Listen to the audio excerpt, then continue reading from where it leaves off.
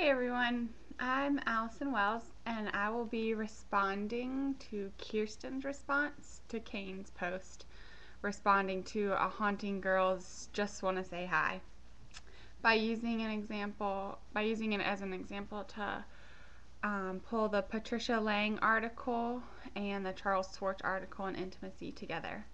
Um, they both summed up this video clearly as a video of affinity discussed by Lang. So first I'll address the connection Kirsten made to how the goal of videos of affinity sometimes achieve the opposite goal um, by intending to feel a connection between people, like Lang talked about in her article.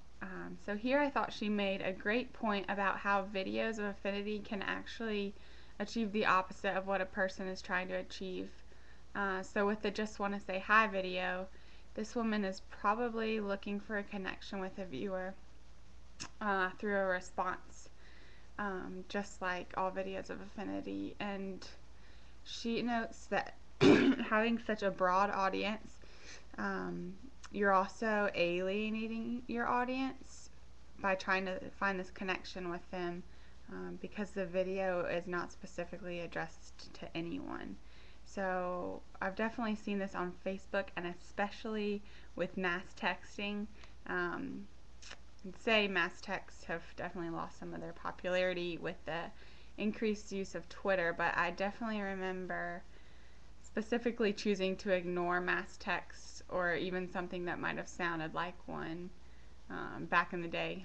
And I don't know how everyone else reacted, but I've often heard the same sentiment of being annoyed with mass texts, and so the sender's attempt to communicate with a large number of people through one source actually receives a smaller reply than if they had personally texted multiple people. And I think this sort of represents what A Haunting Girl experienced in her video posts, because she was clearly inviting people to respond and no one did, so her goal ultimately wasn't achieved. And another way that Just Want to Say Hi falls in line with Lang's article is the use of this phatic communication, in the sense that it's communicating without actual content.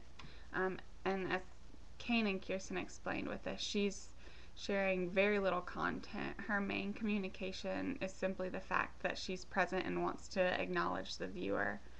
And honestly, it's a little creepy how she says I'm alone so much in her short video, and also emphasizing the fact that no one's home with her. And especially when she references passion.com, it certainly seems like she's suggesting something here. And her video may not be as innocent as we assume. But Lang says that the affinity framework illustrates the instability of continued interaction, social networks, and attention. And this video is definitely an example of that, considering that this woman had no apparent interaction that came from her posting. Kirsten also made a great point about why videos of affinity are typically shot from the chest up. It makes sense because this is what is focused on in a regular person-to-person conversation, and this in itself seems like a phatic symbol conveying that the person is physically there and addressing someone as they would in a face-to-face conversation. And I see a connection to the Schwartz article on intimacy with this point, like Kirsten points out, because someone is trying to connect with another person without actually being in their presence, which would be a seemingly exclusive interaction. Some other ways it connects to the Schwartz article is specifically with his discussion on performativity.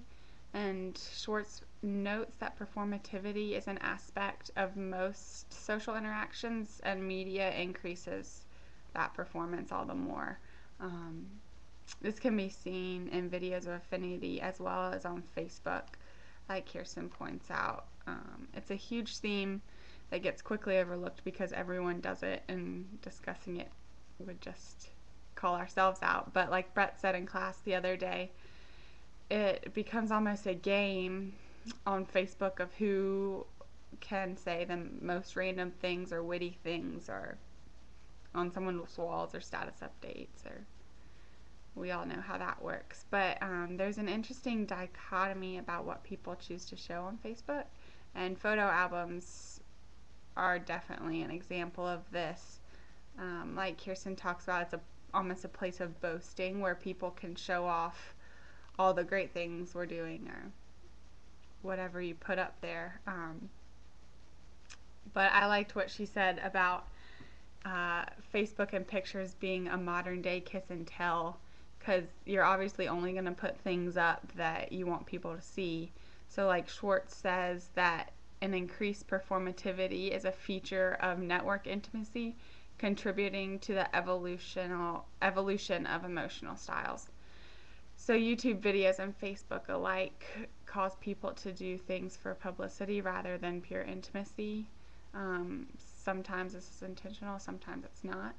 But with any mediated interaction, we now have to consider the question of who will see it and how are they going to perceive it. So this brings out the aspect of boasting that Kirsten notes, that if you know you're being watched, you just automatically act differently.